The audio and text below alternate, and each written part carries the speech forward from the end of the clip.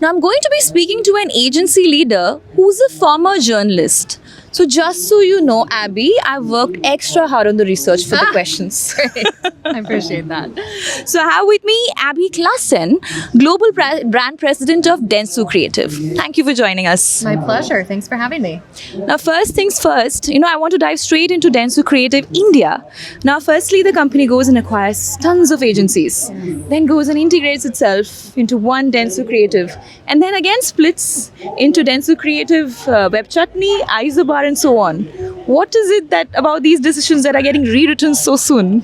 So we have a tremendous presence, obviously, in India. And one of the things we've tried to do is become much more unified around the world. So operate as a global agency network. And so in many markets, we have gone and consolidated all of our creative brands, all of whom were amazing at, a piece of the marketing ecosystem.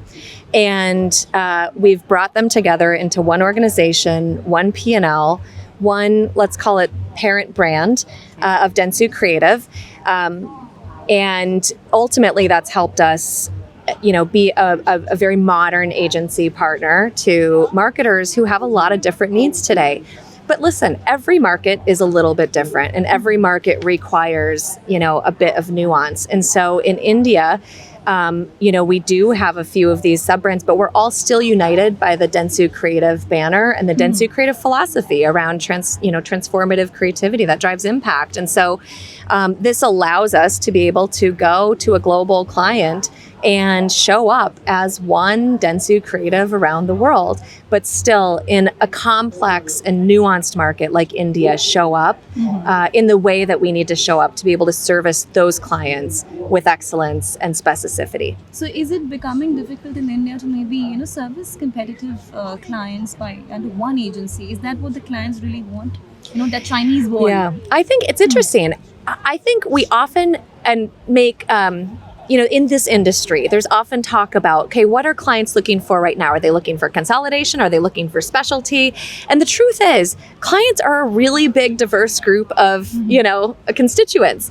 And so it's hard to ever say, this is the new model for clients. They want because one thing. Some clients want one thing, some clients want another thing. Our job has to be to show up with the right consistency in things that every client cares about and flexibility in other ways. And so, I think what we've done around the world and what we've done in India specifically is a representation of following that philosophy. Now I'll come to 2022. Of course, Dentsu Creative in India has achieved what no agency has managed to achieve, the agency of the year. But over the years, after 2022, the performance has not exactly been top-notch. While you, of course, have one medal here and there, the goals have been missing. So what really went wrong after 2022, and do you think this could be Dentsu's year? Well, I'm going to speak, first of all, I'll just speak on a macro industry level. And I think what you see at Cannes are often, there will be years when certain markets or certain agencies, offices break out. And it's just the nature of how, awards work. And when you get into jury rooms, there's often one or two pieces of work that everybody's talking about. And so we see that. And so I don't think, we don't, as a general rule at Dentsu, gauge our success on the back of how many awards did we win. It's much more client focused. As for whether this will be Dentsu's year, I feel really good about a lot of the pieces of work that we're putting up. I personally love the Hug of Life work. I think it's such a simple idea. And, as a woman, it resonates with me. So I think that, that's a brilliant piece of work. The Garuda work is wonderful. I think some of our work from other markets as well. I love the Sato 2531 work. I don't know if you're familiar with that, out of Japan, which is another incredibly impactful piece of work. I think, Canada has some great work. The US we're representing with Crayola and a really kind of absurdist piece of social humor with Nutter Butter. So what I am most proud of, honestly, when I look at that body of work, and by the way, I should also shout out all the times that Dentsu is part of an agency ecosystem that is up for awards because of our tremendous media capability around the world. But when I look at all those pieces of awards, or contenders, I should say, I'm most proud of the diversity. I don't think you can look at Dentsu Creative and say that's like, we're not a one style network. It is really about how do we showcase all the different ways we can show up for clients, whether that's an amazing action, whether that's physical product, whether that's social, an influencer, or whether it's, honestly, maybe a piece of film, what we used to call advertising, So there's this confidence for Dentsu as a whole at this point, not specifically talking about India, right? Yeah, I mean, I'm quite excited about the work we have to show here. Again, at the end of the day, I don't gauge our success by how many Cannes Lions we took home. To me, that should really be an outcome of the great work we're doing for clients. And I love doing work that works, that impacts clients, that impacts society, that impacts culture. And so, ultimately that's kind of the best validation that we're on the right course. Now, I'd like to come to something very interesting Sure. that you once said. You spoke about something called the dull trap. Oh, yes, the cost of dull. Yeah, how dull advertising basically costs 25% more, 24% more in media spends versus something that's really creatively fulfilling.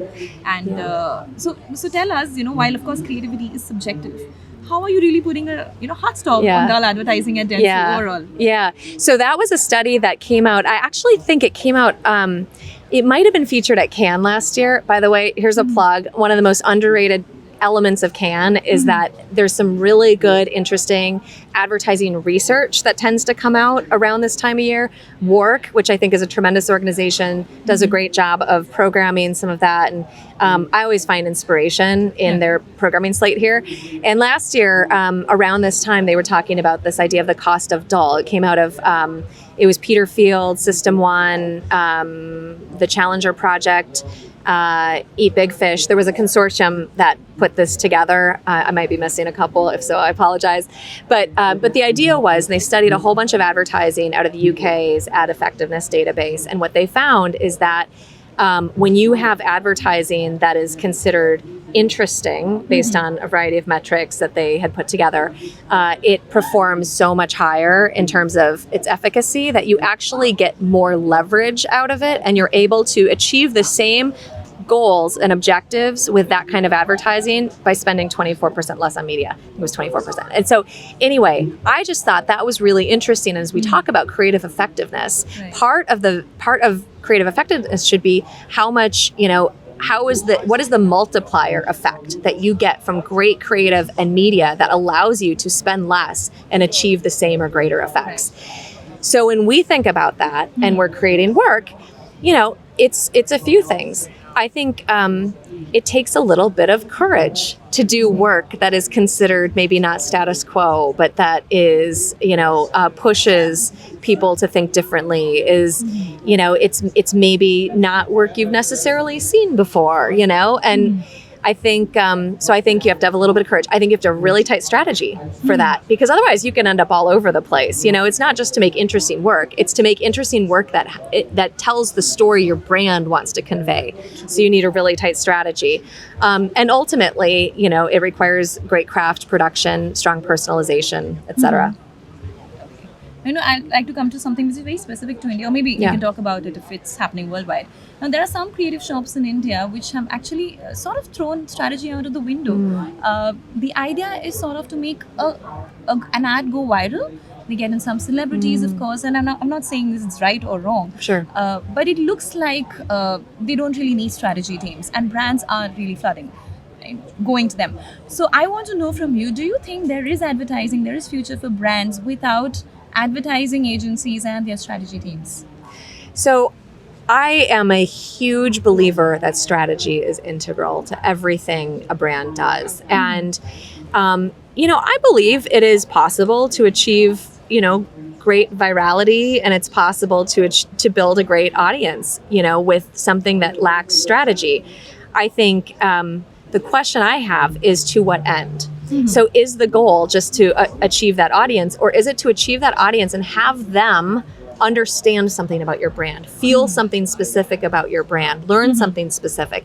And that's where strategy is. Strategy is like a compass, you know? It is what you steer toward.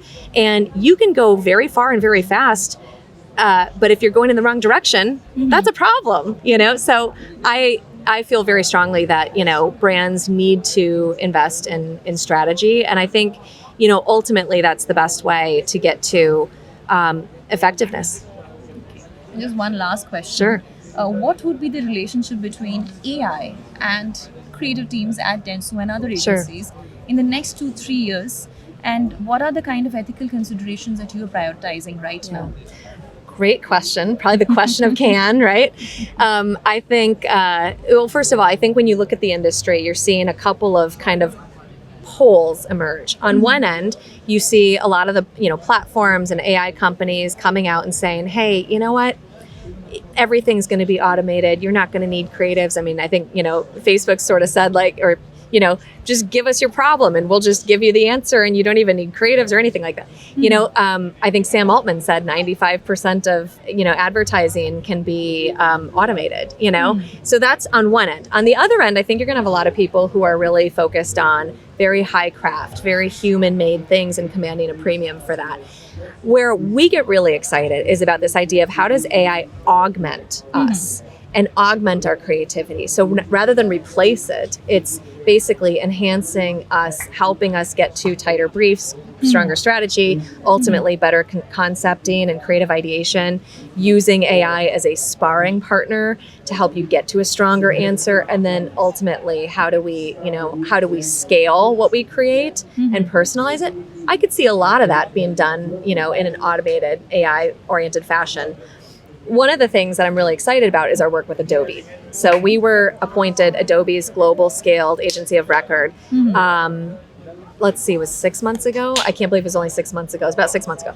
And the work that we're doing with them is we are taking their suite of AI tools, their content supply chain suite, which they call Gen Studio. We've adopted that. We're working together with them to enhance bring some kind of Dentsu specific components, you know, whether that's data components or tag production components to it. And we're partnering very, very closely with Adobe to be customer zero together of using that suite of products and helping to, you know, push the boundaries of what we can do with it, push their development team, that sort of thing. And I think that's a really interesting position. So you're going to continue to see a lot from us. We're going to be very aggressive when it comes to transformation using technology and AI. But do I think that it's a substitute for human ingenuity? I do not. I think there's still a huge role for that, a huge role for creatives that have great taste and ideas.